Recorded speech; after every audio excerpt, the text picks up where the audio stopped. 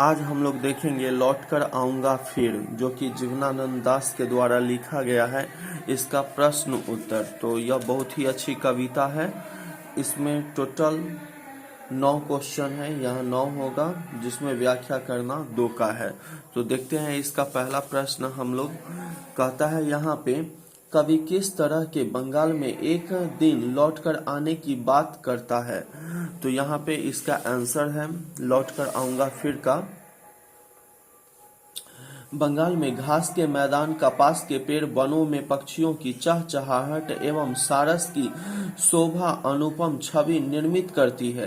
बंगाल की इस अनुपम, सुशोभित एवं रमणीय धरती पर कवि पुनर्जन्म लेना चाहते हैं। मतलब कि बंगाल की भूमि पर कवि फिर से जन्म लेना चाहते हैं। दूसरा प्रश्न है यहाँ पे, कवि अगले जीवन में क्या क्या बनने की संभावना व्यक्त करता है और क्यों।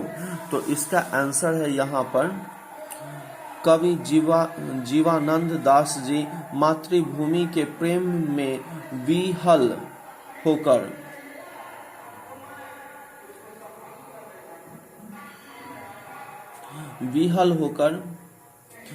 होकर चिड़िया, कौवा, हंस, उल्लू, सारस बनकर पुनः बंगाल की धरती पर जन्म लेना चाहते हैं। तीसरा प्रश्न है यहाँ पर, अगले जन्मों में बंगाल में आने की क्या सिर्फ कवि की इच्छा है, स्पष्ट कीजिए। अगले जन्मों में बंगाल में आने की क्या सिर्फ कवि की इच्छा है, स्पष्ट करने के लिए कहता है। तो यहाँ पर 3 का आंसर है मेरा।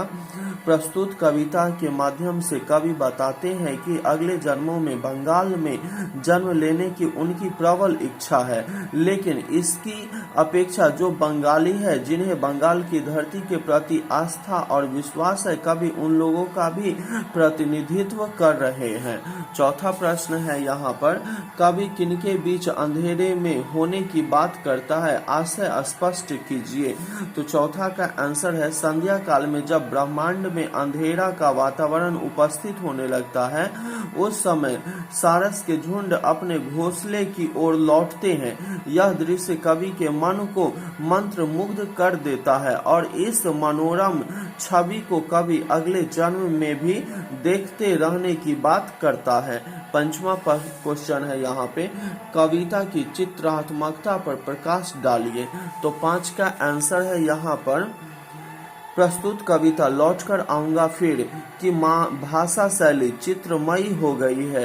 प्राकृतिक वर्णन में कहीं कहीं अनायास ही चित्रात्मकता का प्रभाव भी है। खेतों में हरे भरे लहलहाते धान, कटहल के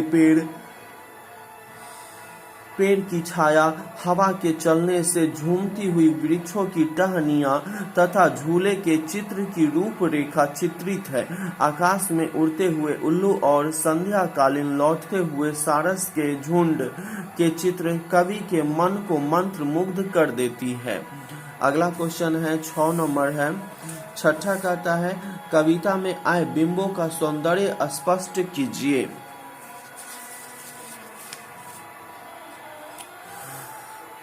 कवि ने प्राकृतिक सौंदर्य के वातावरण में बिंबों की स्थापना सौंदर्यपूर्ण चित्रमयी शैली में किया है। बंगाल की नव युवतियों के रूप में अपने पैरों में घुंघरू बांधने का दृश्य उपस्थित किया है।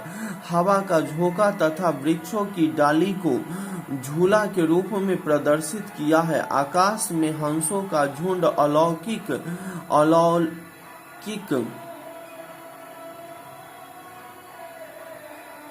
अलौकिक सौंदर्य प्रकट करता है।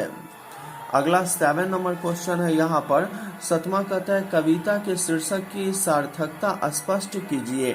तो यहाँ 7वां का आंसर दिया हुआ है, प्रस्तुत कविता में उसके उद्देश्य के आधार पर उसका शीर्षक रखा गया है। कवि की उत्कृष्ट इच्छा बंगाल में जन्म लेने की है। इससे कवि के हृदय में मातृभूमि के प्रति प्रेम दिखाई पड़ता है। शीर्षक कविता के चतुर्दिक घूमती है। शीर्षक को केंद्र में रखकर ही कविता की रचना हुई है, अतः इन तथ्यों के आधार पर शीर्षक पूर्ण सार्थक है। अगला क्वेश्चन है मेरा 8वां नंबर। 8 में कहता है, कवि अगले जन्म में अपने मनुष्य होने में क्यों संदेह करता है, क्या कारण हो सकता है। तो 8 का आंसर है यहाँ पर, कवि अगले जन्म में मनुष्य न होने में संदेह करता है, क्योंकि मनुष्य अगले जन्म में मनुष्य ही हो यह कोई जरूरी नहीं है। कवि को पर्यावरण से अत्यंत लगाव है, इसलिए वह पक्षी बनना चाहता है और पूरे प्रकृति का आनंद लेना चाहता है। अगला क्वेश्चन 9 नंबर है, व्याख्या करना। बनकर शायद हंस मैं किसी किशोरी का, घुंघरू लाल पैरों में तैरता रहूंगा बस दिन दिन भर पानी में, गंध जहां होगी ही भरी घास की।